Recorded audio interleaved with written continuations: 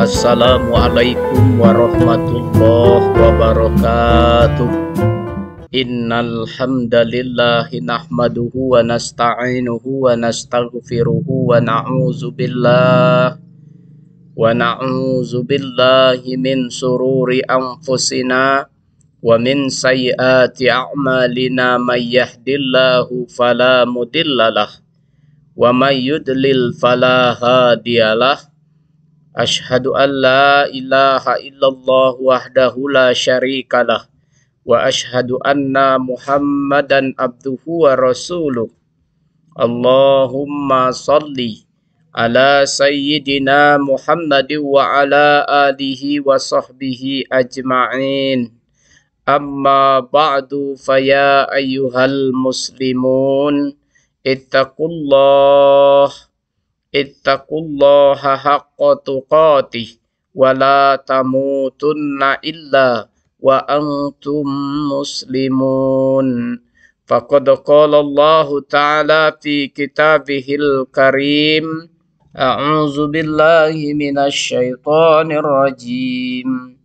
Bismillahirrahmanirrahim. Wa iz ta'azzana rabbukum la in syakartum la azidannakum wa la in kafartum inna azabi lasyadid. Ma'asyiral muslimin, hafizakumullah. Sebuah keniscayaan bagi kita untuk senantiasa meningkatkan ketakwaan dan rasa syukur kita kepada Allah Subhanahu wa Ta'ala yang telah memberikan berbagai nikmat yang tak bisa kita hitung satu persatu. Perlu kita sadari bahwa nikmat dari Allah ini bukan hanya dalam bentuk materi saja. Nikmat kesehatan, kesempatan, Islam dan iman lebih berharga dari sekedar nikmat materi yang kita miliki. Hujan merupakan salah satu perkara terpenting bagi kehidupan makhluk hidup di muka bumi. Ia merupakan sebuah prasyarat bagi kelanjutan aktivitas di suatu tempat.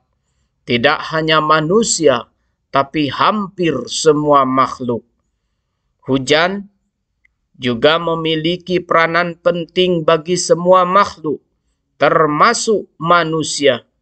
Disebutkan pada beberapa ayat di dalam Al-Quran mengenai informasi penting tentang hujan, kadar dan pengaruh-pengaruhnya. A'udzubillahi minasyaitonir rajim. Wallazi nazzala minas sama'i ma'am biqadr fa'ansyarna bihi baldatan mayyita kadzalika tukhrajun. Dan yang menurunkan air dari langit menurut kadar yang diperlukan, lalu kami hidupkan dengan air itu negeri yang mati. Seperti itulah kamu akan dikeluarkan dari dalam kubur. Quran Surah Az-Zukhruf. Allah telah menurunkan hujan sebagai rahmat di saat diperlukan oleh seluruh makhluk. Allah pula menurunkan hujan agar banyak orang mendapat kegembiraan setelah bertahun-tahun hampir putus asa menunggu. Karena itu Al-Quran menyebut hujan sebagai rahmat dan berkah, bukan musibah. Wa huwallazi yunazzilul ghaisha min ba'di ma qanatu wa yansuru rahmatahu wa huwal waliyul hamid.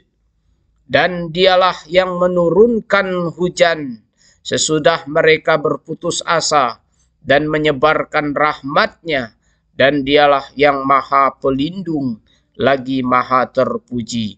Quran Surah Asy-Syu'ara.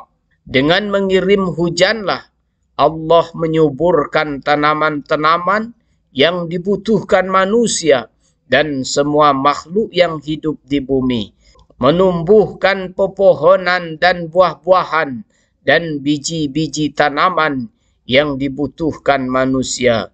Nazzalna minas sama'i ma'am mubaraka jannati wa habbal hasid. Dan kami turunkan dari langit air yang penuh keberkahan. Lalu kami tumbuhkan dengan air itu pohon-pohon dan biji-biji tanaman yang diketam. Quran Surah Qaf.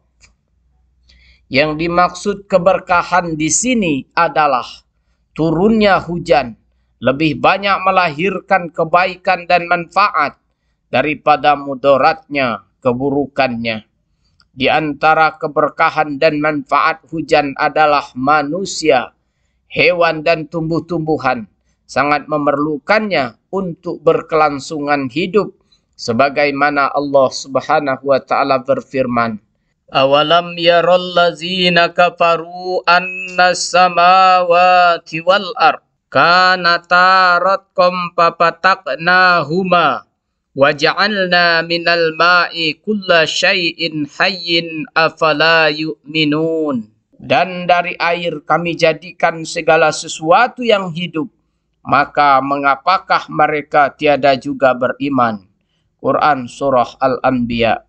Barakallahu li wa lakum fil Qur'anil azim. Wa nafa'ni wa iyyakum bima fihi minal ayati wa zikril hakim.